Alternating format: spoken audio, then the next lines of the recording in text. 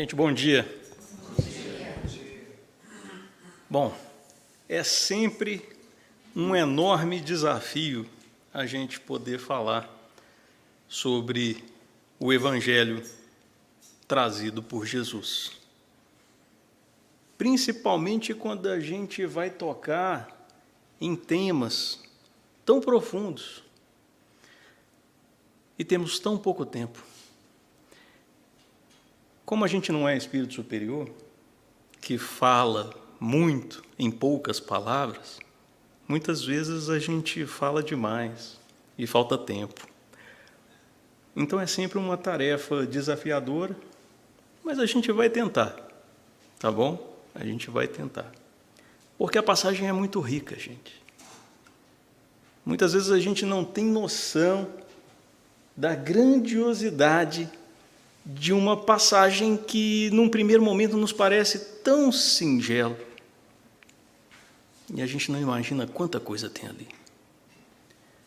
Bom, a proposta, então, é a gente conversar sobre essa passagem tão bem conhecida por todos, a cura da mulher com fluxo de sangue, ou da mulher hemorroísa, como alguns gostam, de nomear a passagem. E a gente escolheu a passagem que está narrada em Lucas, lá no capítulo 8, versículo 43 a 48. Tá? Só que antes, como sempre, de começar o nosso estudo, eu gosto sempre de lembrar algumas coisas muito importantes que vão nos ajudar a compreender a passagem. E que o Espiritismo vem nos trazer como essa bênção, essa chave para decodificar melhor esses ensinamentos e melhor compreendermos aquilo que Jesus nos trouxe como ensinamento para o espírito imortal. Então, o Espiritismo nos oferece uma série de dicas muito valiosas. E eu gostaria de começar lembrando da primeira, que a gente encontra logo na introdução do Evangelho segundo o Espiritismo, logo no item 1. E Kardec vai nos dizer: podem-se dividir em 5 partes as matérias contidas nos evangelhos, os atos comuns da vida do Cristo, os milagres, as predições, as palavras que foram tomadas pela Igreja para o fundamento dos seus dogmas e o ensino moral. As 4 primeiras têm sido objeto de controvérsias, a última, porém, conservou-se constantemente inatacável. Então, a gente deve lembrar sempre que o aspecto moral é aquele que deve nos interessar em primeiro lugar.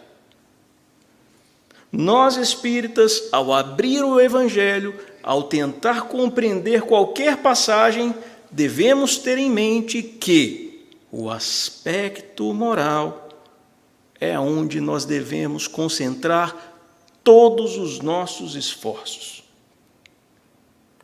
Mas Kardec nos dá outra dica muito valiosa, ainda no Evangelho segundo o Espiritismo e ainda na introdução. Ele vai nos alertar que a forma alegórica e o intencional misticismo da linguagem fazem que a maioria o leia por desencargo de consciência e por dever, como leem as preces, sem as entender, isto é, sem proveito. Passam-lhe desapercebidos os preceitos morais, disseminados aqui e ali, intercalados na massa das narrativas. Impossível, então, apanhar-lhes o conjunto e tomá-los para objeto de leitura e meditações especiais. A gente deve sempre lembrar que a característica essencial dos textos bíblicos é a linguagem simbólica, alegórica, rica em metáforas.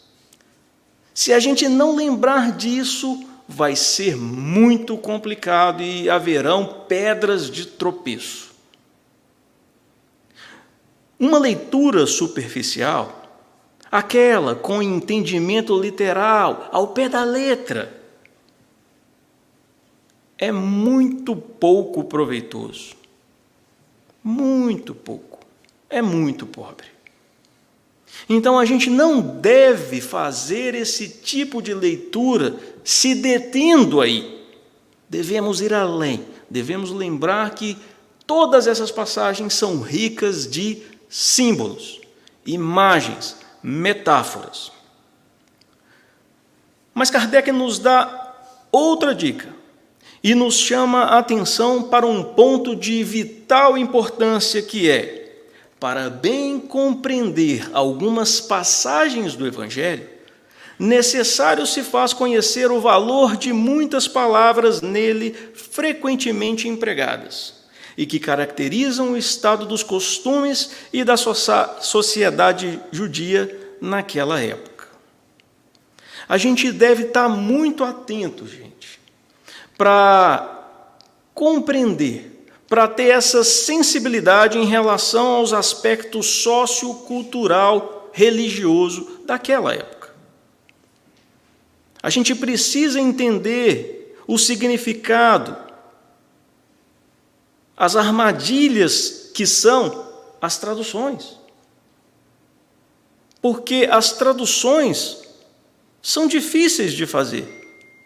A gente sempre diz que nós que somos imigrantes somos privilegiados, porque nós convivemos com esse desafio constante que é traduzir. E como é difícil muitas vezes traduzir ideias dentro de um costume, dentro de uma cultura. Expressões idiomáticas são um exemplo clássico. Eu adoro dar exemplo a respeito de expressões idiomáticas. Todos nós somos do Brasil, falamos português como língua mãe, então, quando um fala para o outro engolir sapo, todos nós entendemos. Traduzamos isso para o inglês. Um desafio, não é verdade? Se você traduzir ao pé da letra, que é uma opção de tradução, aquele falante da língua inglesa, num primeiro momento vai pensar o quê? Que todos nós comemos sapo lá no Brasil. Que é uma iguaria, que faz parte da nossa culinária, e tem alguma coisa a ver. Tem sapo nessa história, gente? Claro que não, porque é uma expressão idiomática. E você acha que há 2000 anos atrás, naquela cultura, naquela sociedade, não haviam expressões idiomáticas? Pois bem, elas foram traduzidas. Como elas foram traduzidas? Porque a gente sabe que, historicamente, foi do hebraico para o grego, do grego para o latim, do latim para as outras línguas, e por aí vai. Quantas traduções em cima de traduções, em cima de traduções. E quanta coisa pode ter ficado torta aí no meio do caminho, não é? Temos que ter essa sensibilidade. A gente esquece que Jesus nasceu hebreu, cresceu hebreu, numa sociedade hebraica, com uma língua e costumes típicos daquele povo naquela época. A gente esquece que Jesus não leu os evangelhos, o Novo Testamento. Qual era a literatura que Jesus se baseava para poder fazer os seus ensinamentos? Era aquilo que a gente chama de Antigo Testamento, a Torá, os profetas. Era isso que ele se utilizava. E a gente esquece disso e acha que Jesus lia o Evangelho. Ou que ele vivia agora, em 2024, falava português. A gente precisa ter essa sensibilidade, gente. A gente precisa ter tudo isso em mente quando a gente deseja estudar e tirar realmente um bom proveito das passagens bíblicas, de maneira geral. Agora, um último aspecto que a gente gostaria de ressaltar é que nós devemos encarar os textos bíblicos, de forma geral, como uma cebola. Cheio de camadas. A cebola, ela possui essas camadas. E a gente pode aplicar essa mesma analogia para os textos bíblicos.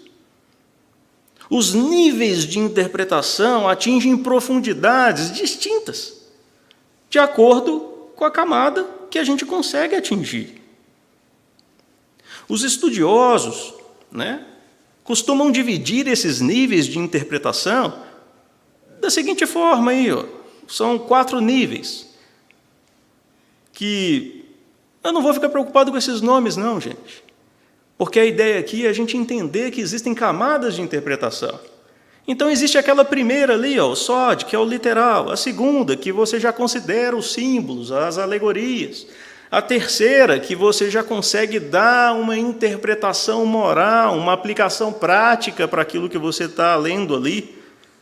E outra mais profunda que, vamos dizer assim, penetra aquilo que está oculto, aquilo que está secreto, ensinamentos mais profundos que exigem uma sensibilidade maior daquele que vai tentar desvendar aquele texto bíblico. Então não preocupem com os nomes, aqui a gente precisa entender a ideia. Os textos bíblicos funcionam em camadas.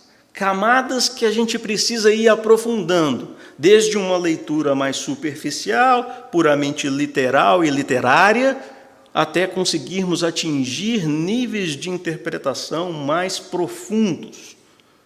Ok? Então, a nossa proposta é investigar o texto e ir fazendo perguntas, tentando explorar cada camada, a começar pela casca. Claro, ninguém está falando aqui para a gente desprezar a casca. Vamos olhar para a casca também, mas não vamos nos ater somente a ela, porque existem outros níveis que a gente pode atingir. Ok? Bom, tendo tudo isso em vista, vamos ler a passagem? Vamos. Escolhemos a tradução do Haroldo Dutra Dias, ok?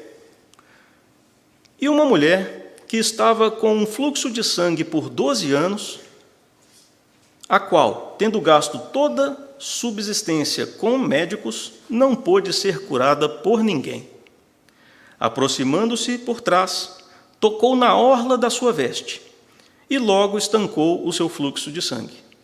Jesus disse: quem me tocou em mim? Negando todos, disse Pedro: comandante, as tubas te comprimem e espremem. Disse Jesus: alguém me tocou, pois eu percebi um poder que saiu de mim.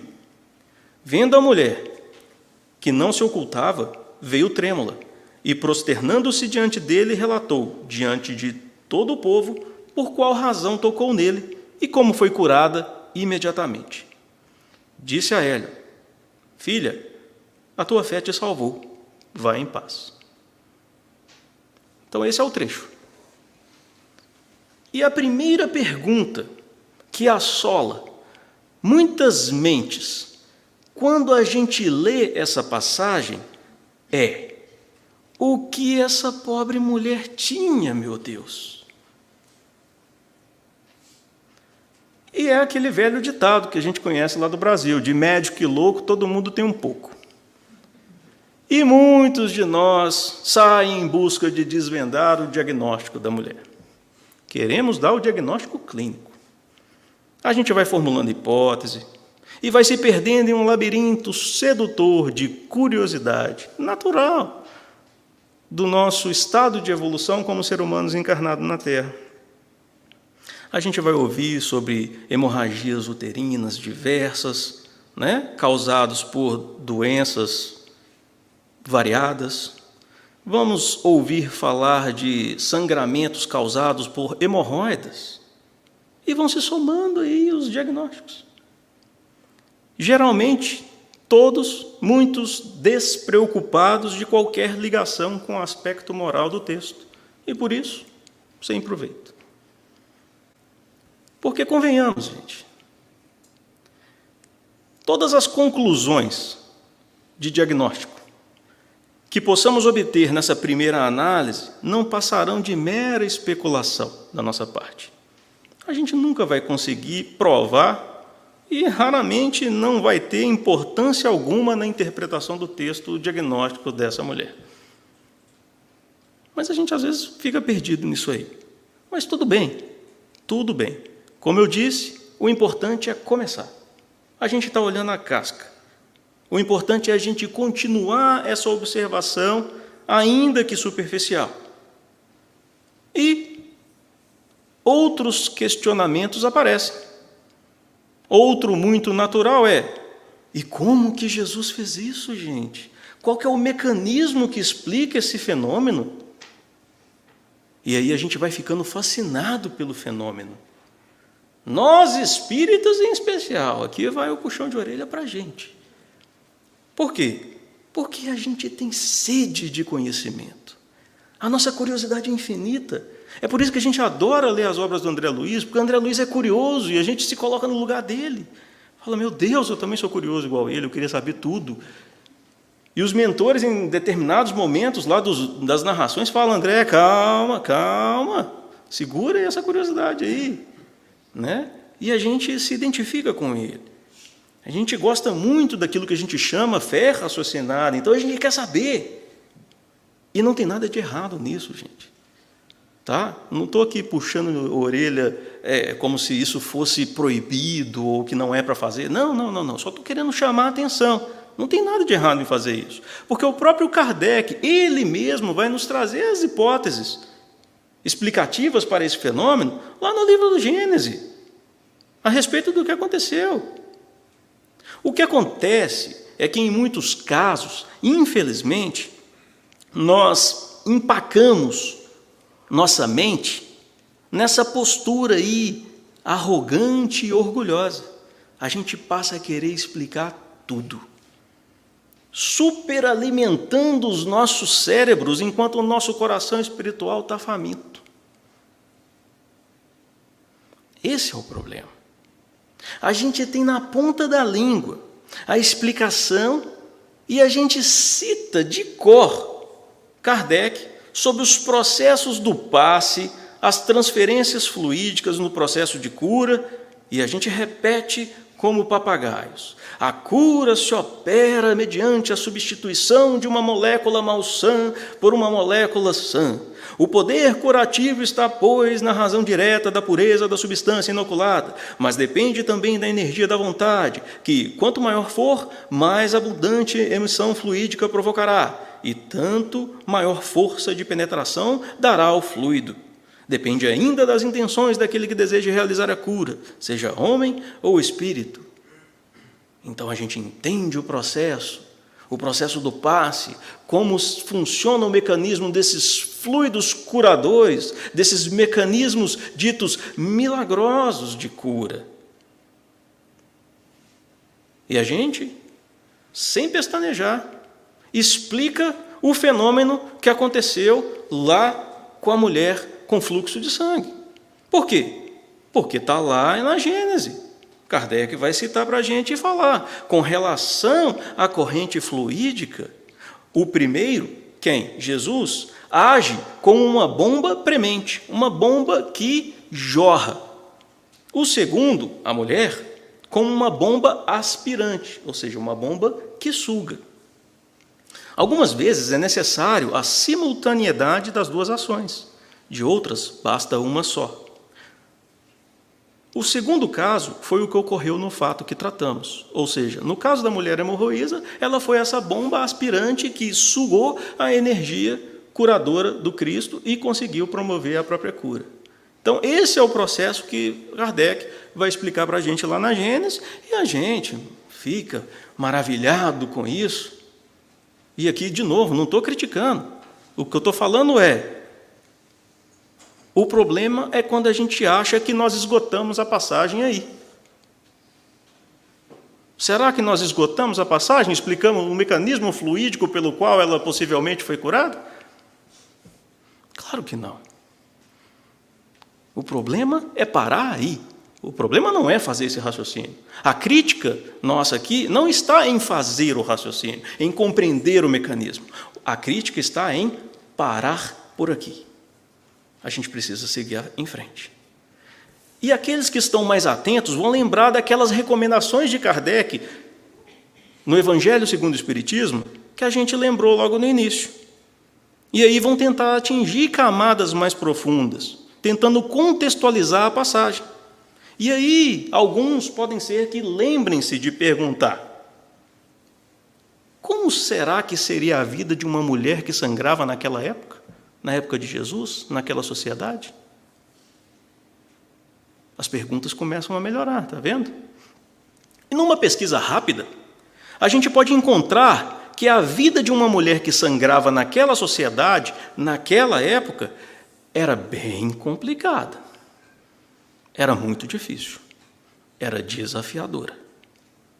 Pois naquele contexto sócio-histórico, cultural, religioso, as doenças, elas eram vistas, elas eram encaradas, elas eram consideradas como castigo de Deus por desobediência às suas leis.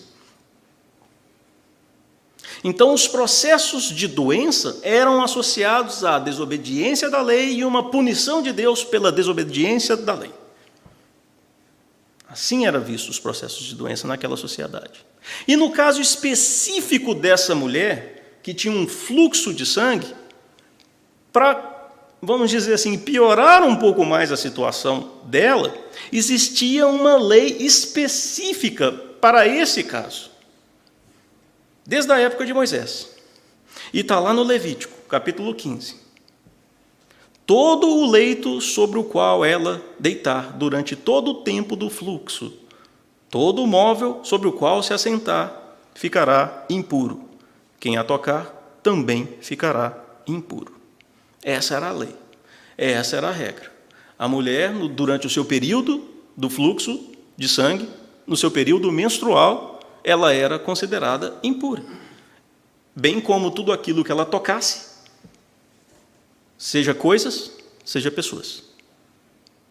Então é natural a gente compreender que era desafiador para uma mulher que estava constantemente com o fluxo de sangue.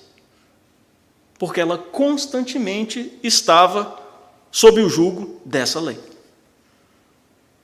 Então é natural a gente compreender o grau de sofrimento dela. Não é? Provavelmente, além dos padecimentos físicos causados por esse sangramento contínuo, ela ainda sentia na pele o abandono, a solidão, o preconceito, a discriminação, o isolamento. E não só isso. A vergonha, o medo, a culpa, por ser imunda, por sofrer o castigo de Deus. Não era simples. A situação dela não era simples. E aqui a gente começa a fazer uma interpretação um pouco mais justa da passagem. Acontece que ainda nesse nível de interpretação fica muito fácil escorregar em algumas cascas de banana. Ok? Quando a gente se perde em anacronismos e conclusões precipitadas. Porque fica muito fácil, gente, a gente associar essa passagem, esse sofrimento da mulher, com esse discurso moderno, respeitável e justo, tá? Diga-se de passagem, sobre a opressão e a dificuldade das mulheres ainda no dia de hoje. Como eu estou falando aqui, essa discussão ela é muito válida, real, importante e verdadeira. Ninguém aqui está querendo dizer que não se pode fazer tais perguntas, ou menosprezar esse tipo de discussão, ou dizer que elas são completamente inúteis. Não. Não é isso que a gente quer dizer, ok? O que nós estamos tentando chamar a atenção aqui é que esse caminho de interpretação, além de não ter saído da superfície da passagem, não vai se constituir em alimento para o espírito.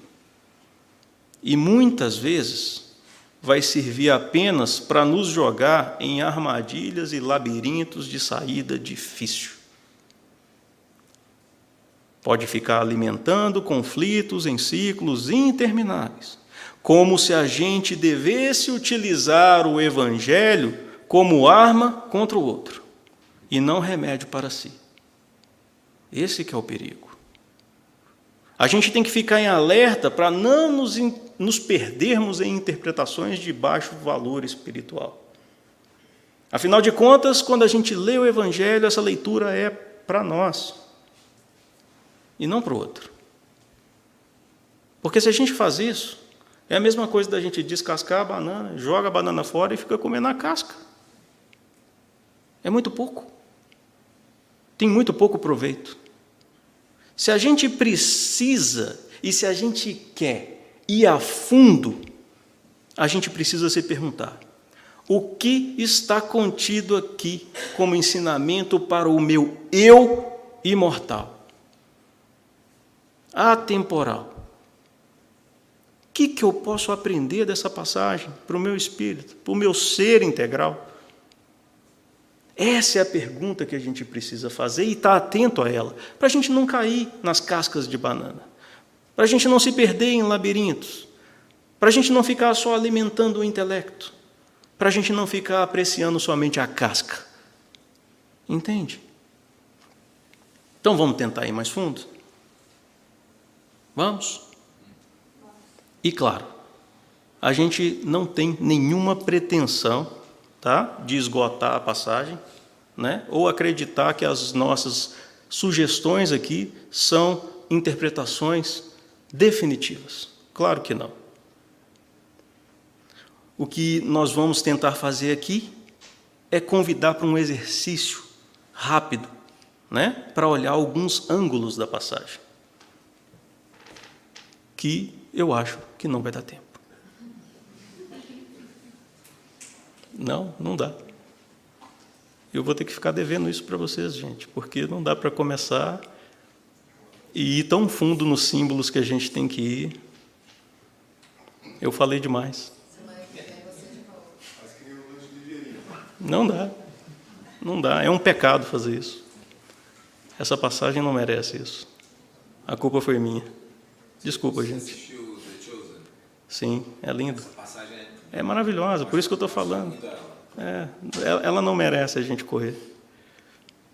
Semana que vem alguém fala de novo. Parte 2. Não sei, tem que ver com a casa, gente. Me perdoem, gente. E olha que eu treinei em casa para andar rápido. Eu falei, eu não sou espírito superior. Espírito superior consegue, a gente não consegue. Eu vou somente destacar alguns pontos, tá bom? Para ficar com um gostinho aí para vocês. Se for possível, a gente continua. Se não for possível, fica como lição para todos nós, né? Para a gente, pelo menos, seguir essas primeiras orientações que são muito importantes, tá? A gente precisa sempre lembrar que, nas palavras de Emmanuel, o Evangelho é o sol da imortalidade que o Espiritismo reflete com sabedoria para a atualidade do mundo, né? Então a gente tem que lembrar que o sol do Evangelho ele é composto por infinitos raios, infinitas linhas de entendimento que emanam da mesma fonte. E o que a gente está tentando propor aqui hoje, o que a gente estava tentando propor aqui hoje, era pegar um raiozinho desse, entendeu? Para poder, né, exercitar essa nossa capacidade de entendimento. E eu queria recordar também as palavras de Alcione no livro Renúncia, que o Evangelho, em sua expressão total, é um vasto caminho ascensional, cujo fim nós não podemos atingir legitimamente sem o conhecimento e a aplicação de todos os detalhes. Ou seja, nosso caminho evolutivo, que não tem fim, pouco a pouco a gente vai explorando essas passagens, aplicando cada um desses detalhes, cada um desses infinitos raios de sol que a gente consegue compreender e que emanam do Evangelho. Se a gente tiver tudo isso em vista, o exercício que eu ia propor para a gente hoje seria escolher alguns fragmentos dessa passagem, que a gente interpretaria os símbolos. Os fragmentos seriam a mulher com fluxo de sangue e os símbolos contidos aí, os 12 anos nessa condição, o não poder ter sido curada por ninguém, ela se propôs a atravessar a turba e a multidão para tocar na orla da veste de Jesus, ela não pôde se ocultar, trêmula, prosternar-se diante de Jesus, relatar diante do povo, e a tua fé te salvou, vai em paz. Esses eram os símbolos que eu tinha para propor para a gente falar hoje, gente, mas eu sinto muito. Eu não sei o que aconteceu, eu pisquei o olho. Eu acho que, sinceramente, eu não vi o tempo passar. Me perdoem. A gente pode escolher?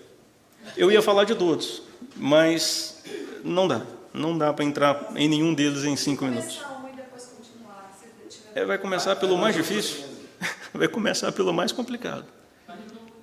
Vai dar os outros 5. Começa pelo começo. Porque, pelo menos do que eu lembro, o desafio que ela teve de encarar, passar pelas pessoas quando ela sabia que tecnicamente na cabeça dela era um erro. A gente ia chegar A lá. parte mais marcante. É lindo isso aí. Vou dar um gostinho então. Vamos falar então do primeiro símbolo que a gente propõe ali. Mulher, fluxo de sangue. O primeiro símbolo então, que a gente pode selecionar aí, é a própria palavra mulher. Aqui, gente, a gente precisa encarar a mulher não como o gênero físico, corporal. Aqui, o símbolo, ele é mais profundo na proposta que a gente quer trazer, ok? Nada é fechado, nada é verdade absoluta. É uma linha dos inúmeros raios de sol. Lembra? Então, mulher como um símbolo dessa potência espiritual que todos nós temos dentro de nós. E o que esse símbolo mulher como potência espiritual é capaz de fazer? Gerar. Esse aspecto mulher do nosso espírito imortal, ele gera, ele cria. E cria o quê? Cria vida, cria frutos, tudo isso simbolicamente. Então, nós estamos falando deste aspecto do espírito imortal que é capaz de gerar frutos. Viu, homens? Essa passagem de fluxo da mulher se aplica a gente também. Porque muitas vezes a gente lê aquilo ali e fala, eu não menstruo, então essa passagem não é para mim. Não, é para a gente também. Porque o aspecto mulher aí é o nosso aspecto gerador de espírito imortal. E o que fruto é esse que o espírito produz? Paulo vai trazer para a gente uma explicação muito clara disso lá em Gálatas. Ele vai falar, mas o fruto do espírito é amor, alegria, paz, longanimidade, benignidade, bondade, fidelidade, mansidão, domínio próprio. Contra essas coisas não há lei. Então, quais são os frutos dessa porção feminina de nosso espírito? O que essa porção feminina de nossos espíritos gera como frutos espirituais, imortais, imperecíveis do espírito? Bondade, amor, alegria, longanimidade, gente, eu tive que buscar no dicionário, tá? É como se fosse resignação, tá? E contra isso não há nada. A lei não vai contra esses frutos, claro, porque são frutos de vida eterna. Não existe lei que vai contra a produção desses frutos. Mas por falar em lei, lembra lá da crença antiga de que a violação da lei faz com que, por castigo, você entre num processo de adoecimento? Isso aí não estava completamente errado, não. O que estava errado é a concepção de castigo. Mas, na concepção de ir contra a lei, você cria um choque com a sua potência criadora espiritual. E isso vai gerar um adoecimento. Quando você vai contra a lei divina, o seu aspecto criador imortal adoece. Você deixa de produzir amor, alegria, bondade, os frutos do Espírito. Então você está adoecido. E isso não é castigo, é a consequência de um movimento errôneo da alma, que foi de encontro com a justiça divina e então resultou em seu adoecimento. Esse adoecimento nessa passagem é um outro símbolo. Ele é simbolizado pelo fluxo de sangue. E junto com esse fluxo de sangue, todo aquele sofrimento que a mulher carregava. Culpa, medo, vergonha, solidão, tristeza. Quando a gente pensa em sangue, gente, nós pensamos automaticamente em quê? Vida. Então, uma mulher que está perdendo sangue constantemente, ela está perdendo o quê? Perdendo a vida. E aí fica muito fácil para nós espíritas, se eu estou perdendo a vida, eu estou perdendo o quê? A minha encarnação. Está entendendo? Está dando para. Esse daqui é só uma pecinha desse quebra-cabeça. Fica tranquilo, Nick. Se você quiser na próxima semana continuar, por 3 bônus horas eu te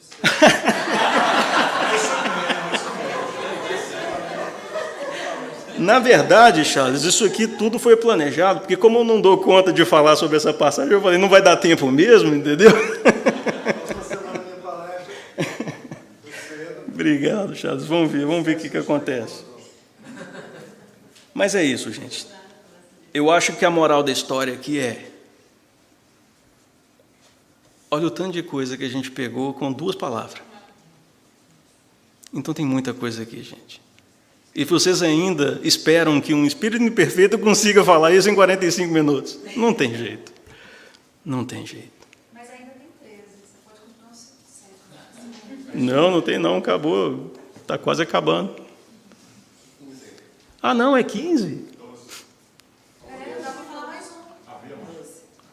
Oh, rapaz, ainda falta muito tempo, Johnny. Você me assustou. É porque eu achei que era meio-dia. Ah, Johnny, a culpa é dele. Vocês pegam ele lá fora. É porque daqui eu estou enxergando como se fosse meio-dia já. Gente, a idade está chegando. Foi mal. Ah, que bom. Então vamos continuar, né? Deu para entender essa parte? Isso é só uma pecinha do quebra-cabeça. Ai, que alegria que eu estou. Então tá, vamos pegar a segunda pecinha do quebra-cabeça. A segunda pecinha do quebra-cabeça é por 12 anos nessa condição. Eu vou tentar passar aqui para a velocidade de 1.25 aqui para ver se a gente consegue. Por que 12 anos, gente? Por que essa referência de tempo aí no Evangelho? Será que isso aí está por acaso? Será que chutaram um número ali? Será que eles acharam 12 bonitinho? Claro que não. Nos Evangelhos, nenhuma das palavras estão ali por acaso, gente. E a gente precisa treinar os nossos olhos para entender a simbologia das coisas. Então, 12 ali é um símbolo, e um símbolo importante. Intuitivamente, quando a gente fala em número 12, nos remete à metade do ciclo de um dia. O dia tem 24 horas. E naquela sociedade, gente, os símbolos precisavam ser muito simples, muito concretos. Eles eram pessoas que viviam cuidando de ovelhas, agricultores. Então, os símbolos tinham que ser muito concretos, muito simples. Então, 12 automaticamente reflete na cabeça deles, e agora na nossa, como metade de um dia. Então, nós estamos falando de um ciclo. Um ciclo, por exemplo, do dia, que começa às 12 horas da noite e com as 12 horas do dia. E se a gente olhar, então, esse 12 como símbolo, a gente pode considerar que essa mulher, ela estava há 12 anos passando por este problema. O que isso pode indicar para a gente? Que ela estava no fim de uma fase desse ciclo. Talvez ela esteja saindo das trevas e da inércia espiritual da noite do seu sofrimento, no limiar do nascimento de um dia, no início de uma nova fase de atividade e trabalho para o seu espírito. Faz sentido? Faz sentido? Mais uma peça do quebra-cabeça. Vamos para a próxima. Não pôde ser curada por ninguém. Essa mulher tentou durante 12 anos, gente, alguma solução para o seu problema, da cura do seu corpo. Mas será que a enfermidade estava no corpo? Não, não estava só no corpo. Mas ela gastou todos os seus recursos. Ela esgotou todas as possibilidades. Ela deu tudo o que tinha.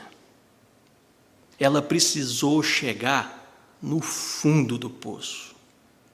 Ela teve que esgotar o ciclo. Faz sentido com a outra pecinha lá?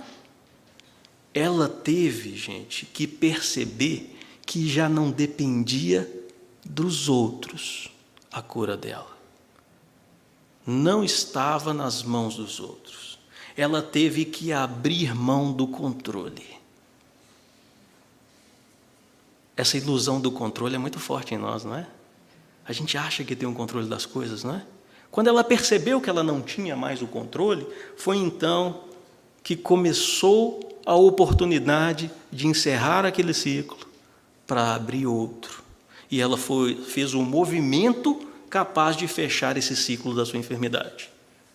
E qual que foi esse movimento? A próxima peça do quebra-cabeça. Se propôs a atravessar a turba, a multidão, para tocar lá, na orla da veste de Jesus.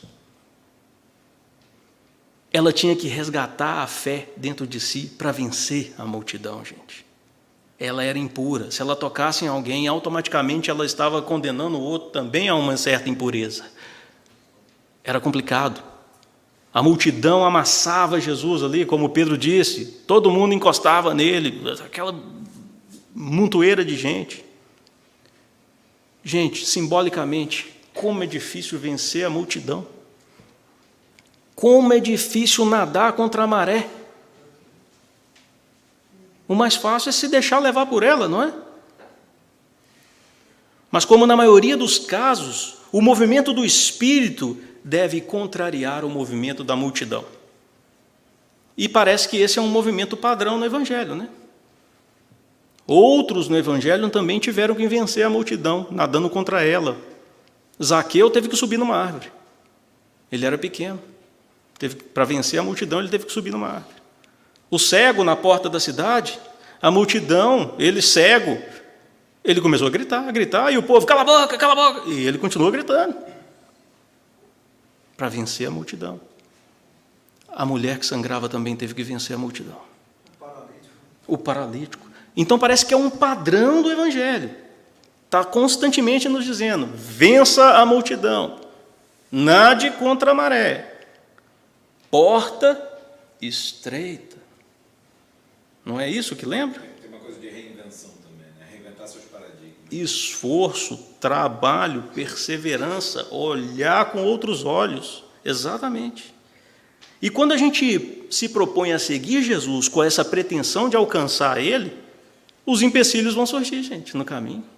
Começa a fazer um curso na casa para você ver. Começa a fazer um trabalho mediúnico para você ver. Vão vir empecilhos. Só que a gente tem que vencer, com perseverança e coragem, como essa mulher o fez. Ela fez esse movimento, ela enfrentou a multidão, ela enfrentou as adversidades, porque ela tinha um objetivo claro, tocar na orla das vestes de Jesus. E por que a orla? Por que a orla? A orla, gente, naquela época, ou as franjas, elas representavam a lembrança e o cumprimento das leis de Deus. Aquele símbolo ali da veste indicava para aquele povo que eles deveriam lembrar das leis e do cumprimento das leis. Olha que coisa interessante. Vocês lembram lá da nossa primeira peça? Qual que era o problema dela?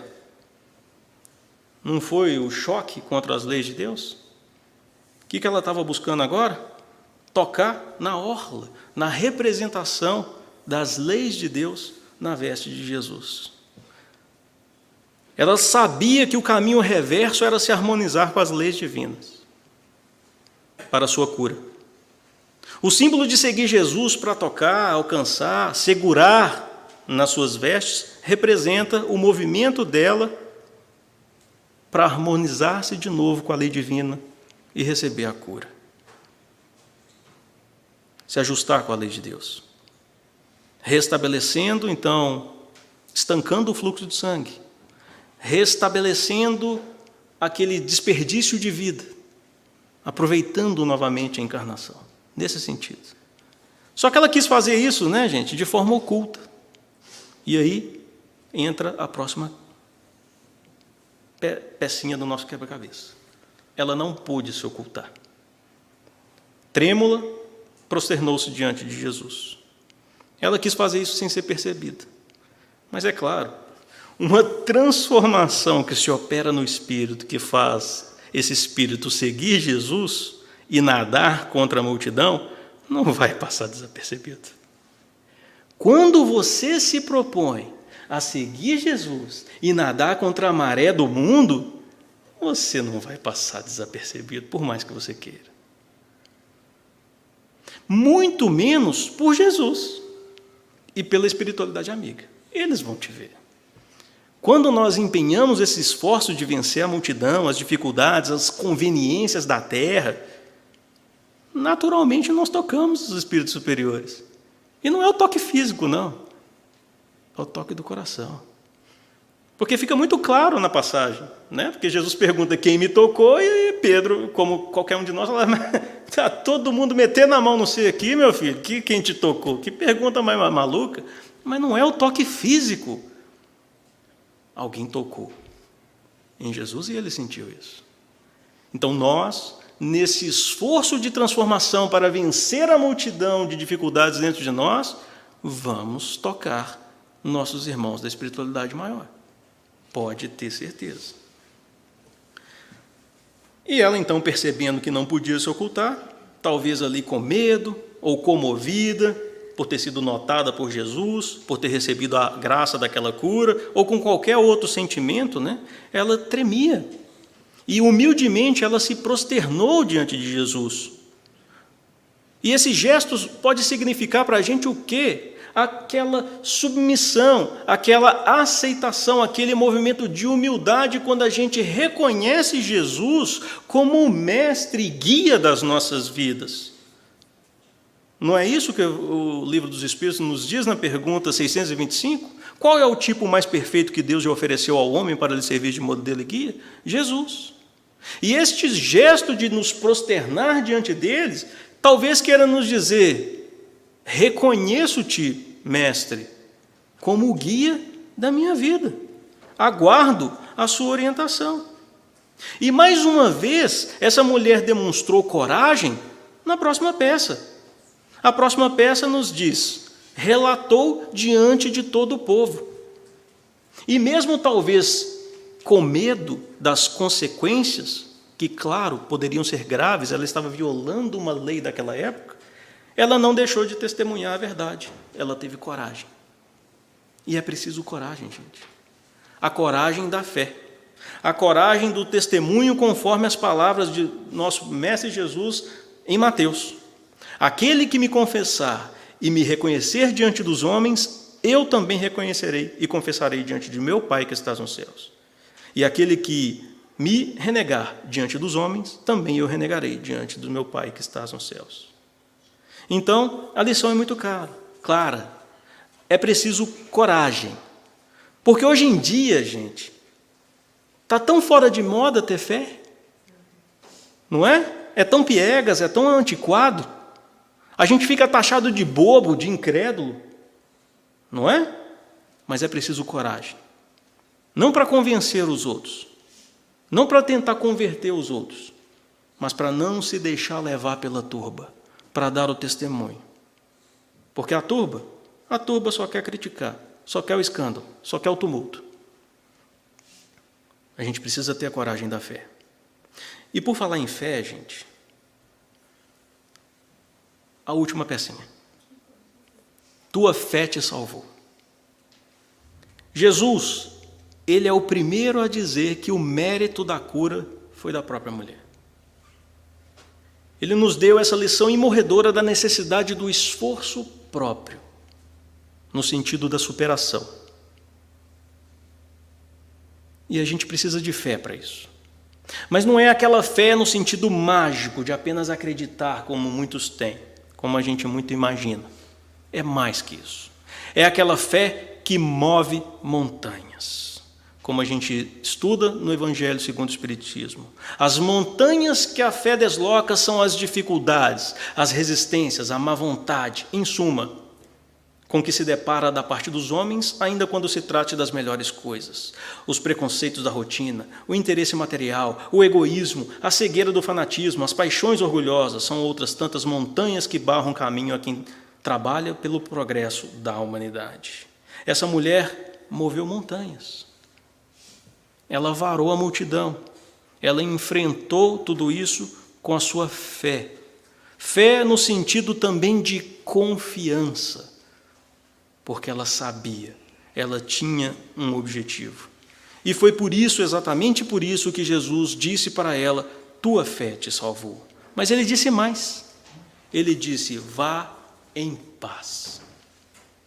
E quando a gente olha isso, vá em paz, a gente apenas pensa que Jesus estava desejando para ela votos de paz, vá em paz.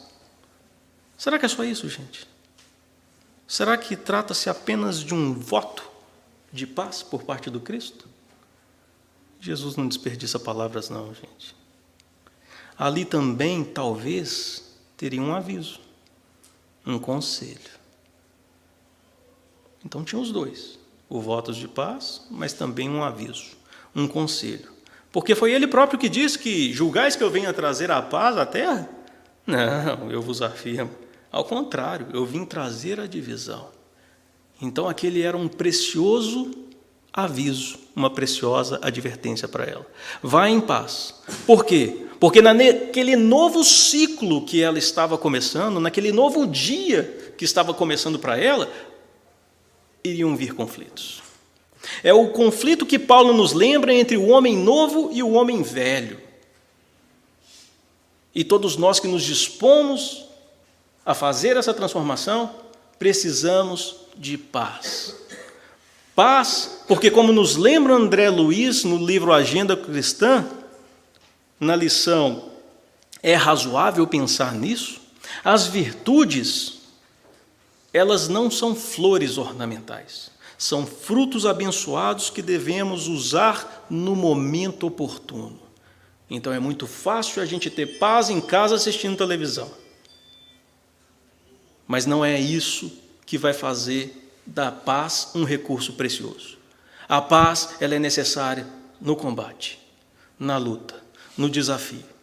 Então Jesus estava desejando para ela paz, porque sabia que daquele novo recomeço adviriam conflitos. O conflito natural do homem novo que tenta nascer e o homem velho que precisa morrer. Ok?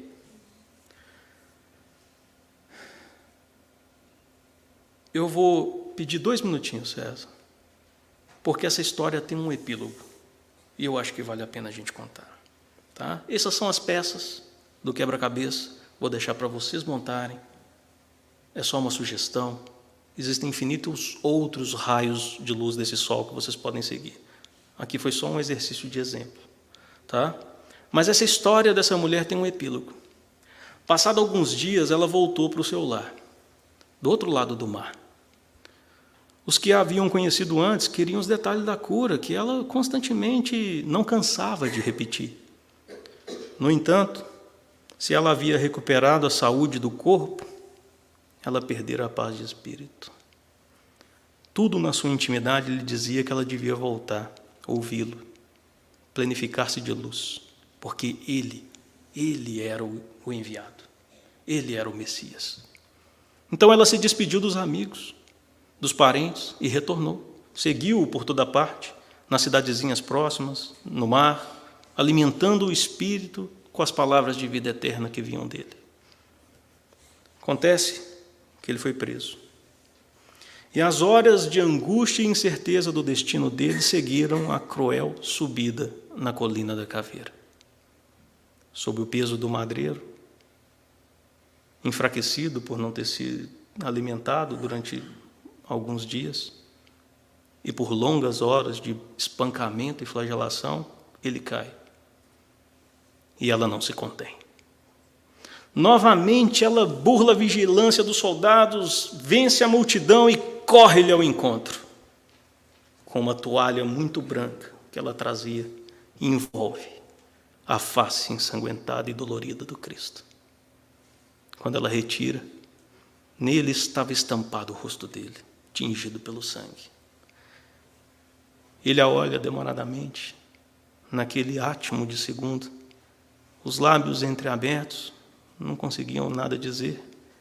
mas ela ouve dentro do ímã dela aquela voz que, como antes, dizia: vai em paz, lembrar-me-ei de ti. Essa mulher ficou conhecida como Serápia, Verônica ou Berenice.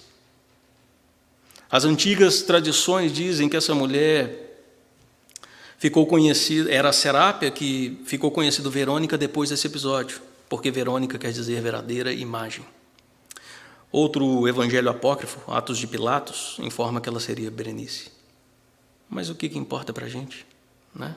Se não lembrar sua cura e as palavras inesquecíveis do Mestre, que a gente pode tomar para todos nós, né? Coragem, minha filha, tua fé te salvou, vá em paz.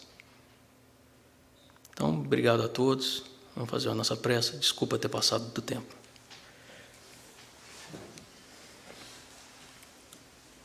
Então, agradecendo a Deus, nosso Pai, nosso Mestre Jesus e aos irmãos da espiritualidade amiga, agradecemos, Senhor, pelas bênçãos do Evangelho, que tanto nos iluminam o ser, que tanto tem nos ensinar. Ajude-nos a curar o nosso fluxo de sangue, que continuamente perdemos, desperdiçando as nossas vidas, fazendo mau uso desse presente maravilhoso que é a encarnação. Ajuda-nos, Mestre Jesus, a segui-lo, a tocar em sua orla, a seguirmos as leis de Deus, para que possamos ter a saúde do Espírito que tanto desejamos, que tanto necessitamos. Que o Senhor abençoe a cada um de nós aqui presentes no dia de hoje, nos inspirando a caminhada, nos oferecendo os recursos, nos protegendo e nos amparando. Muito obrigado por tudo, e que assim seja.